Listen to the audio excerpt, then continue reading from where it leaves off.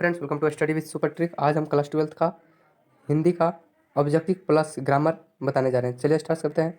विद्यालय का संधि विच्छेद क्या होगा? विद्यालय का संधि विच्छेद विद्या जोड़ आलय होगा। इसमें भी आ है, विद्या में भी आ है और आलय में भी आ है। आ मिलकर क्या हो जाता है? आ बन जाता है और बन जाएगा विद्यालय। नेक्स्ट क्वेश्चन, आपे से बाहर होना। आपे से बाहर होना का अर्थ होता है बहुत क्रोधित होता है। नेक्स्ट, गांव का घर शीर्षक के लेखक को शीर्षक कविता किस कविता संग्रह से ली गई है? तो यह संन्यात्मा कविता संग्रह से ली गई है। नेक्स्ट है, सूर सागर के कवि कौन है? तो सूरदास है। कौन है? सूर सागर के कवि सूरदास जी हैं। नेक्स्ट क्वेश्चन, सिपाही की माँ कहानी के कहानीकार कौन है? सिपाही की माँ जो कहानी है इसके कहानीकार मोहन राकेश जी है। हम इसका पीडीएफ भी डिस्क्रिप्शन बॉक्स में दे देंगे और हम आंसर शो कर दिए हैं ताकि पीडीएफ में कोई प्रॉब्लम न हो आपको। चलिए नेक्स्ट, वैध का विलोम क्या होगा? वैध का विलोम क्या हो जाएगा? वैध है तो अवैध हो जाएगा।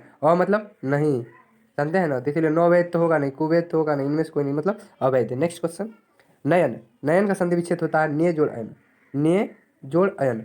अब क्यों ऐसा होता है? तो ए में ए है प्लस ए प्लस अ मिलके बन जाता है य। ठीक। नेक्स्ट क्वेश्चन, बातचीत शीर्षक के निबंधकार कौन है? बातचीत के निबंधकार बालकृष्ण भट्ट जी हैं। आनंदित में कौन सा प्रत्यय है?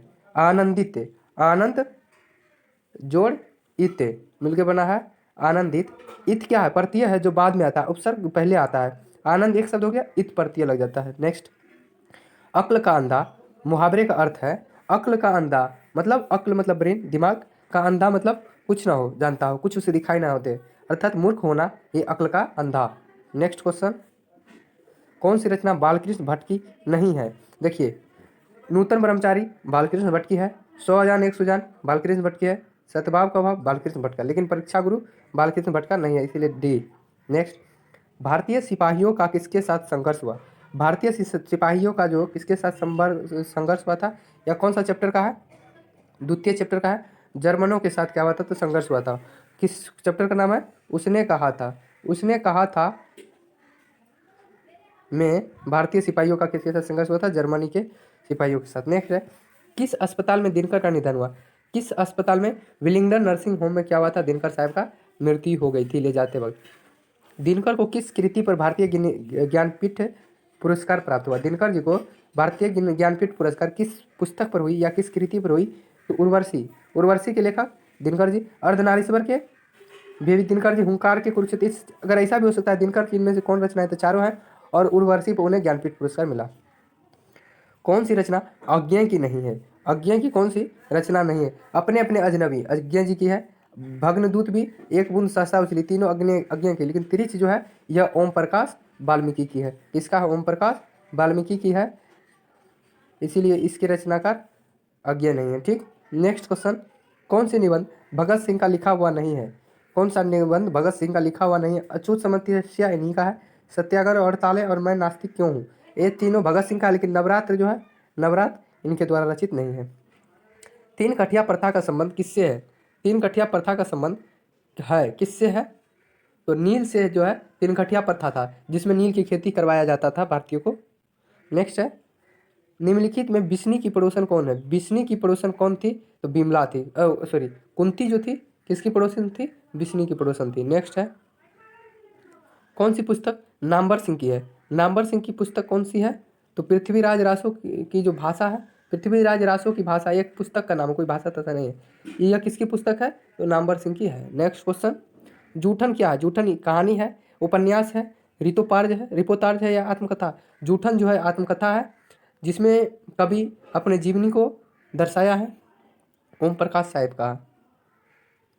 मलयज का मूल नाम था, मलयज का मूल नाम भरत जी श्रीवास्तव। क्या? भरत जी श्रीवास्तव मलयज का मूल नाम। नेक्स्ट क्वेश्चन, त्रिच पाठ में पिताजी की मृत्यु कैसे होती है? त्रिच पाठ में पिताजी की मृत्यु कैसे होती है? तो कोई त्रिच काटने से, धतूरे की जहर से, दुर्घटना से, मानसिक सदमे और अतिरिक्त रक्तस्राव से। मानसिक सदमा, उनकी दिमाग में बैठ जाती है कि त्रिच काट ली है और मैं नहीं बचूंगा, जो सदमा उनकी मृत्यु का कारण बनता है। The first and last freedom किसकी रचना है? फर्स्ट एंड लास्ट फ्रीडम जो है जे कृष्णमूर्ति की रचना क्या है? First and last freedom VVI question है। क्या है? वीवीआई है। नेक्स्ट क्वेश्चन, जायसी रचित पद्मावत की भाषा क्या थी? पद्मावत जो है यह अवधी भाषा में है। ऐसा भी पूछा जा सकता है कि पद्मावत किसकी रचना है? जायसी की, मलिक मोहम्मद जायसी। और पद्मावत किस भाषा में लिखी गई? तो अवधी भाषा में। नेक्स्ट क्वेश्चन, वल्लभाचार्य से मिलने से पूर्व सूर्य किस भाव के पद गाते थे? वल्लभाचार्य से मिलने से पहले सूर्य जो है दैन्य भाव के क्या गाते थे? तो पद गाते थे। नेक्स्ट क्वेश्चन है, इनमें से कौन सी रचना तुलसी की है? इनमें से कौन सी रचना तुलसी की है? लग्न पत्रिका, विनय पत्रिका, सीता स्वयंवर और प्रणय पत्रिका। विनय पत्रिका जो है यह किसकी रचना है? तुलसीदास की। तुलसीदास की रचना विनय पत्रिका। नेक्स्ट है, कहानी का अर्थ होता है, कहानी का अर्थ होता है, ये देखिए काका नरसी का है। कहानी का अर्थ होता है क्या? विश्वास, प्रतीति।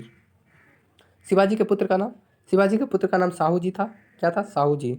100 से शिवाजी, 100 से साहू, याद रखिएगा ट्रिक। नेक्स्ट है, प्रसाद जी के पिता का नाम, प्रसाद जी के पिता का नाम देवी प्रसाद साहू था। प्रसाद जी के पिता का नाम देवी प्रसाद साहू। सुभद्रा कुमारी चौहान का जन्म कब हुआ? 16 अगस्त 1904 को सुभद्रा कुमारी चौहान का जन्म। इनकी एक कविता थी, इसमें क्या? पुत्र वियोग। क्या? पुत्र वियोग। बहुत ही मार्मिक कविता है। सुभद्रा कुमारी चौहान की पुत्री का नाम सुधा चौहान, सुधा चौहान। नेक्स्ट क्वेश्चन, कौन सी कृति शमशेर बहादुर सिंह की नहीं है? शमशेर बहादुर सिंह की कविता कौन सी कृति नहीं है? भारत, इस इतिहास और संस्कृति शमशेर बहादुर की नहीं है। बाकी तीनों इतने पास अपने, उदिता, टूटी हुई बिखरी हुई, तीनों है किसके? शमशेर बहादुर के। कौन सी रचना मुक्तिबोध की है? मुक्तिबोध की कौन सी रचना है? चांद का मुंह टेढ़ा। चांद का मुंह टेढ़ा किसकी रचना है? मुक्तिबोध की। नेक्स्ट, सरोज किस संधि का उदाहरण है? सरोज, देखिए यह विसर्ग संधि का है। सर जोड़ जो, सर जोड़ जो मिलके बनता है क्या? सरोज बनता है, जो क्या है? एक विसर्ग संधि है। विसर्ग आया है ना, तो विसर्ग संधि। नेक्स्ट, महेश का संधि विच्छेद कीजिए। महेश का संधि विच्छेद, महाजोड़ इस, महाजोड़ इस, आ जोड़ दुर्घई मिलके, आ जोड़ दुर्घई मिलके क्या हो जाता है? ए हो जाता है और बन जाता है महेश। महाजोड़ इस। नेक्स्ट है, दिग्गज। दिग्गज संधि किस प्रकार की संधि है? तो दिक्, दिक् जोड़ जो, प्रथम में भी व्यंजन है, द्वितीय में भी व्यंजन, तो यह हो जाएगा व्यंजन संधि।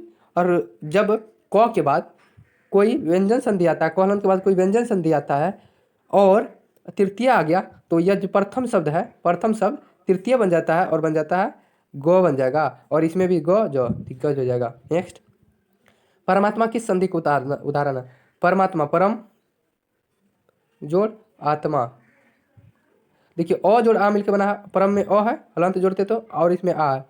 दीर्घ संधि में क्या होता है? अक सवर्णे दीर्घ, अक सवर्णे दीर्घ, अर्थात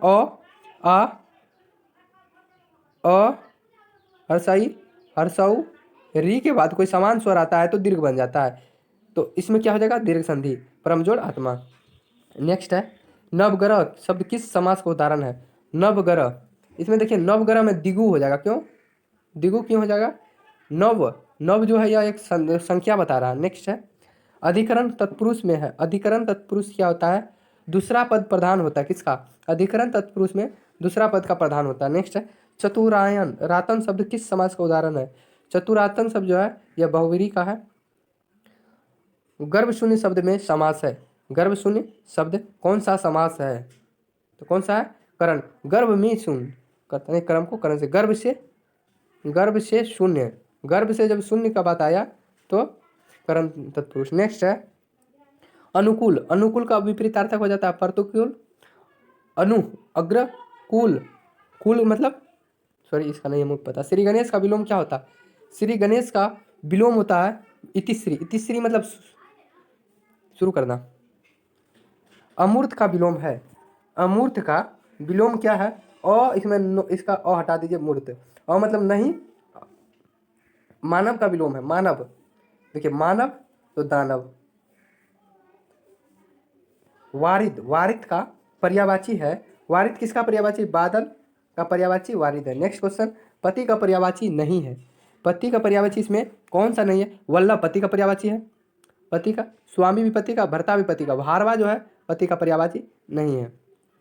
अमीय, अमीय पीयूष सुधा, अमीय अमृत का है ये सब, अमृत, अमीय पीयूष सुधा, तो अमीय का पर्यायवाची सुधा। उड़न छू होना मुहावरा का अर्थ है, उड़न छू होना मुहावरा का क्या अर्थ है? तो संकट देखकर भागना, मतलब उड़न छू होना, संकट को देखा कन्नी काटना, कन्नी काटना का अर्थ होता है क्या? दूर रहना, कन्नी काटना का अर्थ होता है दूर रहना। कामकाज में कोरा होना, कामकाज में कोरा होना मुहावरा का अर्थ होता है क्या?